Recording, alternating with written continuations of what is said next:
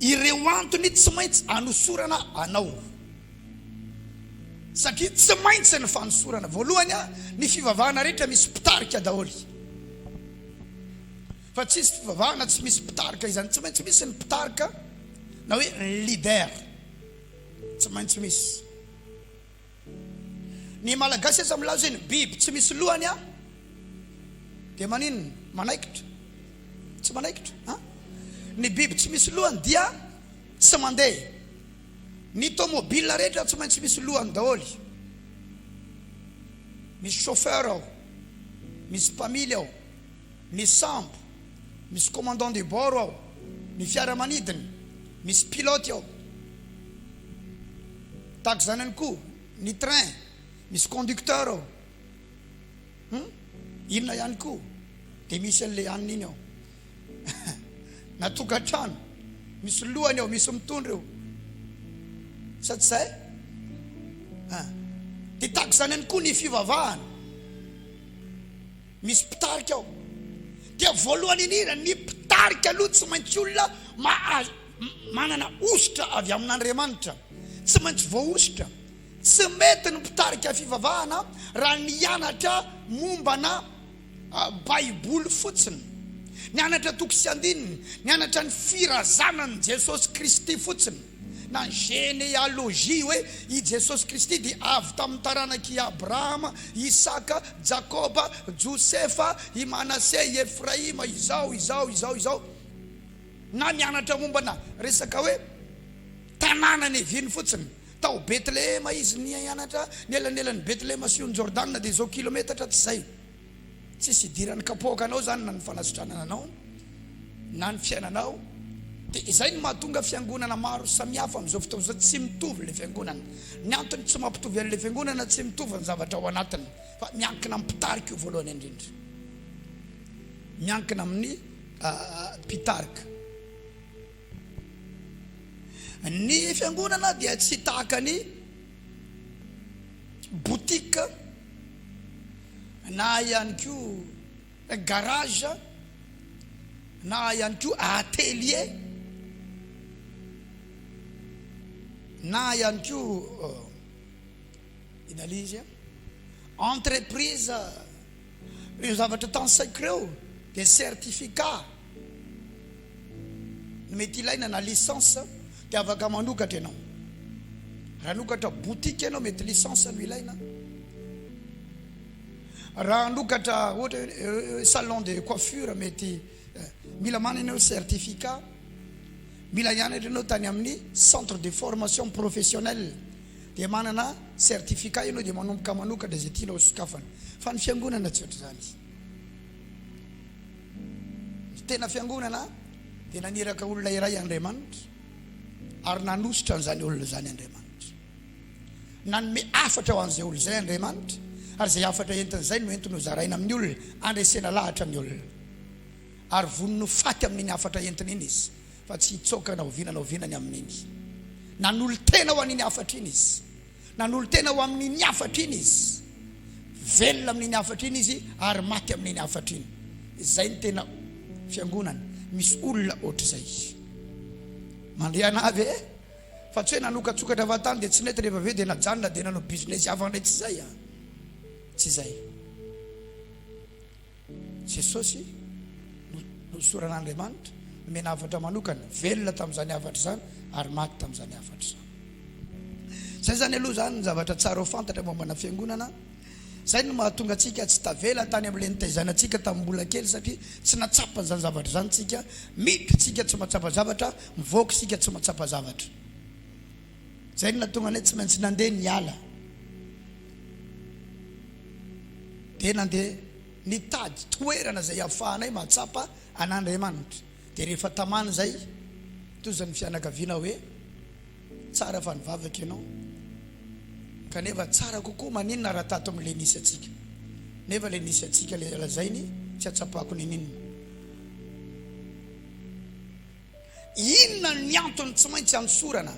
Zakaria 4:6. Zakaria 4:6. Lasitsika miaraka mamaky tsika ary raha ireo lasa mba tsy atory ianao dia samy mba miteny isa roa telo dia namaly izy ka nanao tamiko hoe izao ny tenin'i Jehova tamin'i Zerubabela tsy amikery na mipahatanjahana fa mifanahiko hoy Jehova tompony maro. Tsy amin'inona tsy amikery ny par force na mipahatanjahana ny par puissance fa mifanahiko mais par mon esprit hoy Jehova tompony maro. Zany hoe raha Andriamanitra ny resahana tsy ahita ninina mitranga eo tsika, tsy vita ny herim-batana io na herina feo, tsy hoe le mitabataba mafy ny mahatonga zavatra mitranga, tsy resaka posture na hoe resaka avina abena vatana na positive elany, fa amin'iny izy teo amfanahako izy, amfanahako hoy Jehova tompony maro. Dia ao amfanan'Andriamanitra io misy nini izy teo, misy ny ositra Andriamanitra, ny ositra moa amin'ny teny frantsay atao hoe onction, amin'ny teny anglisy atao hoe anointing, osotra. Dia jereo tsara amin'izay ary fa na i Jesosy azy tsy afaka nanomboka ny asany raha tsy efa nohosoran'Andriamanitra izy. Zay no mazava-dehibe an'ity tema mandritra ny ray volana ity, ositra sy vavaka. Na i Jesosy aza, i Jesosy tenany tsy nanao ny asan'Andriamanitra, tsy nanomboka ny asan'Andriamanitra raha tsy efa natao inona azafady, nohosoran'Andriamanitra, nohosorana. Ositra aloha ny voalohany, zay vao ny asa izy. Fa raha tsy eo ny ositra dia ny fanompoam-pivavahana atao anatin'ny fiangonana dia fanompoana maty, fanompoana maty. Tsy mahita n'Andriamanitra ny olona, fa fombafomba no atao, resaka fombafomba fotsiny, fa tsy mahatsapa fiainana ny olona, tsy mahatsapa fahasoavana ny olona, tsy mahatsapa fifaliana, tsy mahatsapa fiadanana, tsy mahatsapa fitahiana, tsy mahatsapa fanampinana, fa fombafomba fotsiny, karazana organisation atao na association, fikambanana ara-pivavahana, fa tsy atsapana an'Andriamanitra, fiangonana maty. Raha tsy eo ny ositr'Andriamanitra na ny fanan'Andriamanitra. Zay no nahatonga an'le hoe rehefa nirahana i Jesosy tamin'ny maha-olombelona aloha natongavany voalohany teto ambonin'ny tany, rehefa nateraka izy dia zaza izy no nivoaka avy ao, araka ny voasoratra amin'ny Isaia 9:5, zaza no teraka ho antsika, zaza tokoa niteraka. Dia ne lehibe nitaizay ny olombelona, dia rehefa avy ao amin'izay izy andeha ho atao batisa teo amin'ny on'ny Jordana, dia teo no nansoran'Andriamanitra azy. Dia olombelona voaositra izy nanomboka teo, mpanompo voaositra satria anompo an'Andriamanitra izy hoe ny zanak'olona tsy tonga mba hotom-poina fa tonga mba anompo. Nanomboka teo izy dia mpanompo n'Andriamanitra voaositra izy nanomboka teo. Lioka toko tonga dia apetao Lioka toko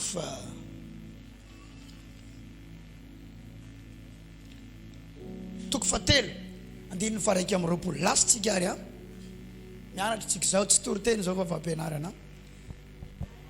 Ary rehefa natao batisa ny vahoaka rehetra, ary Jesosy koa efa natao batisa sy ny vavaka, dia nisokatra ny lanitra ijanona eo lohantsika. Rehefa natao batisa ninona hoe vahoaka rehetra, eo zany tsika mahita fa vahoaka ny natao batisa, dia tsy zazakely ny natao batisa, fa inona hoe vahoaka. Vahoaka olon-dehibe daholo io natao batisa, natao batisa. Le batisa natao taminao mbola zaza iny zany tsisy fiantraikany aminao na mikely, fa mbola inona koa iny fombafomba, tsy conscient ianao tamin'iny, tsy natsiaro ianao tamin'iny, tsisy fahatsapana ianao tamin'iny, fa le manarano ny lohanao dia ny ray aman-dreny ny falifaly ary izy falifaly io koa mbola misy toka koa iarahana amin'ny faly ao. Aza menatra izy taminareo izy natao batisa mbola kely dia rehefa tonga tany an-trano nisy fety tao dia nasiana toka atao ambony ny tanany. Tanareo zany ampidino amin'izay ary inona amin'izay ary midiran'Andriamanitra amin'izany. Dia inona ny fiantraikany izy taminao? Za zao 1er mai 2005 ny natao batisa. 2005 natao batisa. Zany ny daty nanaovana batisana. Tsapako mihitsy mibebaka zany. Niova zany. Fianakaviako tsisy nanaraka na ankoatrany anankiray zay. Zanaka nabaviko anankiray nanatrika l'izy teo. Ny olona amin'ny falifaly miaraka amin'ny sakafo. Fa ny anahy moforavina misy anabaviko zay mivarotra moforavina dia tsy lany le izy dia mbola misy anakefatra tsy lany namiditra amin'ny alina. Ino netiko nangatako dia ino ny sakafoko tamin'ny batisa. Za tsy nananapakasary. Ny olona mifalifaly miaraka amin'ny sakafo, za miaraka amin'ilay moforavina anakefatra, moforavina tsy lany tamin'ny omaly.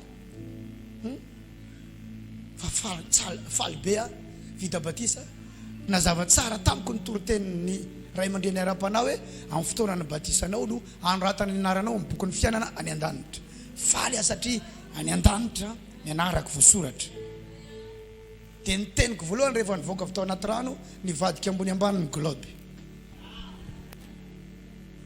Terme zany fa tsy haiko na inao zany terme zany. Mino maro amintsika mahalala zany. Aiza moa io vadika fa azonao tsara ny tiana tongavana amin'izany. Dikan'izany tsy le Isidore taloha intsony fa Isidore vaovao. Hafa izy zao manomboka zao. Décision ny azy. Tsisy teny arana amin'ny fianakaviana. Fampahafantarana ny natao fa tsy teny arana. Ny fanatonana an' Jesosy tsy ilana teny arana amin'izaniza. Mampahafantatra ny natao fa tsy mihera. Satria décision-nao amin'ilay fiainana mandrakizay iny. Tsisy nizaniza anaovanao teny arana fa fampahafantarana ny atao. Tsy mihera fa mampahafantatra.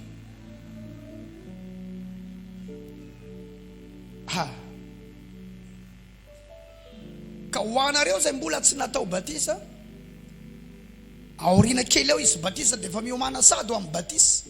Le batisa ianao efa tonga saina sy matsiaro tena izao. Fa tsy le lemana rano tamin'ny mbola kely tariny. Dia nisotro toka amin'izay ny fianakaviana, niloka tsara ny tena nafaly tao fa tsy ianao natao batisa. Ao iny natao batisa ozy ny vahoaka rehetra. Dia naninona izy teo? Ary Jesosy koa natao batisa. Tanareo amina fivavahana zany ny exemple voalohany sy ny modèle à suivre de Jesosy Kristy. Na izy aza natao iny nandalo fahazazana Jesosy sa tsy nandalo? Dia natao batisa izy tamin'ny fahazazana sa tsy natao? Tsy natao satria tsy zaza natao batisa. Nanana reniny taiza izy sa tsy nanana? Fa ny reniny tsy nitondra azo atao batisa.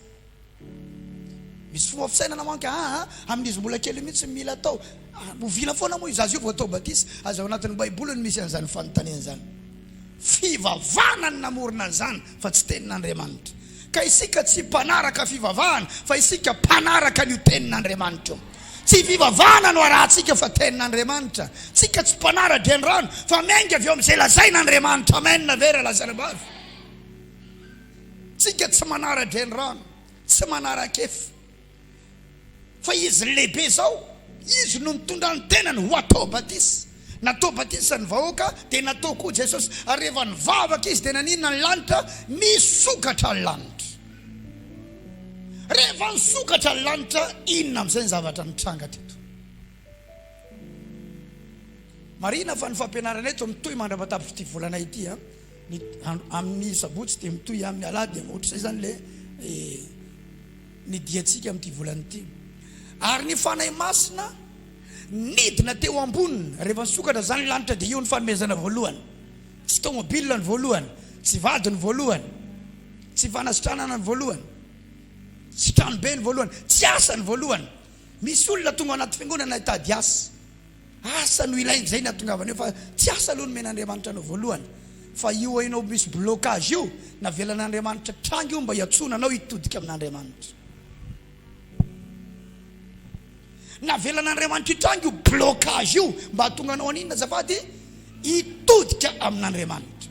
Dia ilo tsara vao tonga ao amin'Andriamanitra ianao tsy asa nomeny anao voalohany fa ny anovanao. Lalitsaina mihoatra anao Andriamanitra satria vao asa nomeny anao ianao anga mitohy mivavaka intsony. Tsy possible,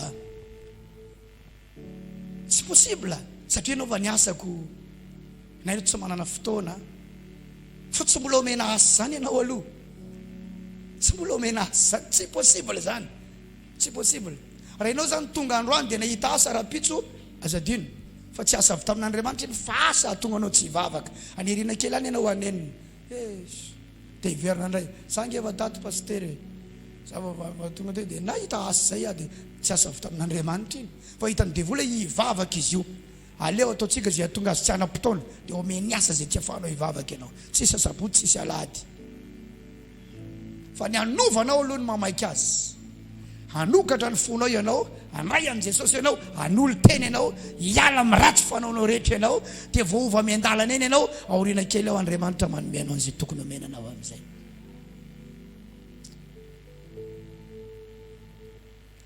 Inona ny nidina voalohany? Ny fanamasina nanositra an' Jesosy. Raha vao nisokatra ny lanitra dia nampitinina ny fanamasina, nanositra an' Jesosy Andriamanitra tamin'ny alalan'ny fanahany. Raha vao nidina ny fanamasina, vao ositra i Jesosy amin'ny andininy 720 amin'izay jereo, ary tokony hoe efa 30 taona Jesosy raha vao nanomboka ny raharahany. Vao ositra izy dia naninona amin'izay? Nanomboka ny raharahany izay.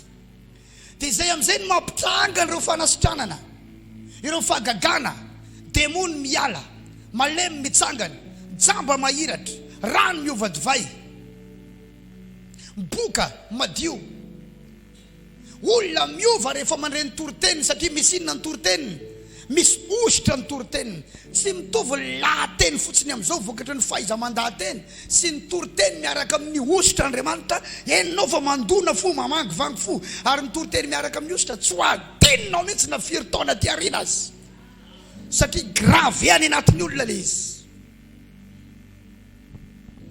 Vao nidina ny ositra teo Jesosy vao nanomboka ny raharahany, teo izy vao nanomboka ny asany.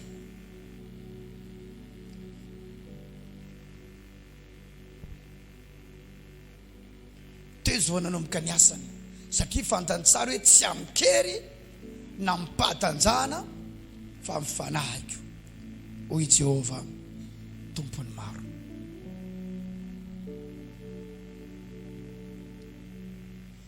Ireo olona rehetra natsangan'Andriamanitra, ny ran'Andriamanitra, nompon'Andriamanitra atao anatin'ny Baiboly dia nosorana daholo. Na ny apôstôly aza hoy Jesosy hoe aza niala ao Jerosalema ianareo, mandra-pahanafiana anareo, hery avy amin'ny avo. Iny ny hery iny? Onction iny, ositra iny, tsy niala mihitsy ireo.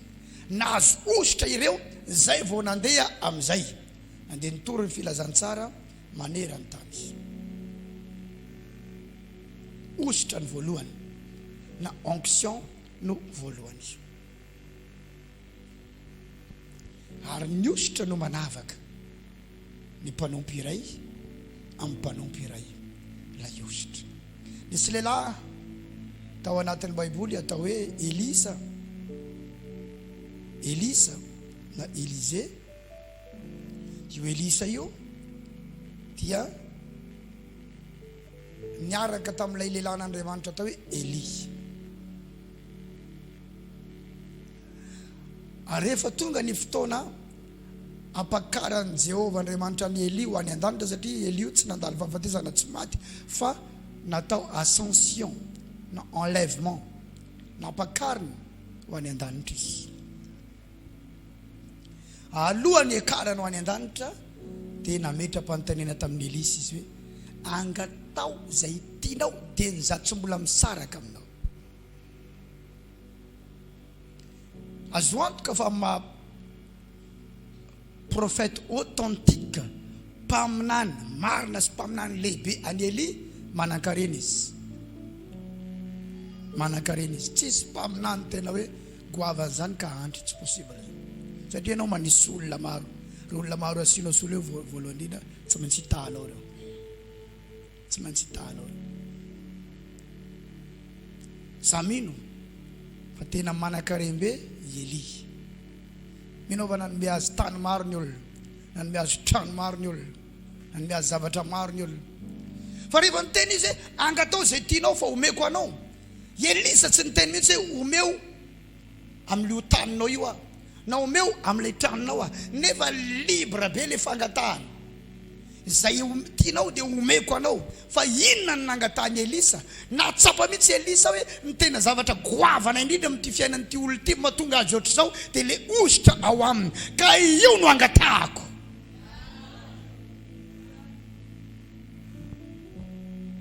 Io ositra io no angatahako. Dia ozy Elisa, ny zavatra angatahako aminao dia double amin'ny onction anao na amin'ny ositra ao aminao. Anjarany roa amin'ny ositra ao aminao no angatahako. Double an'io no ilaiko.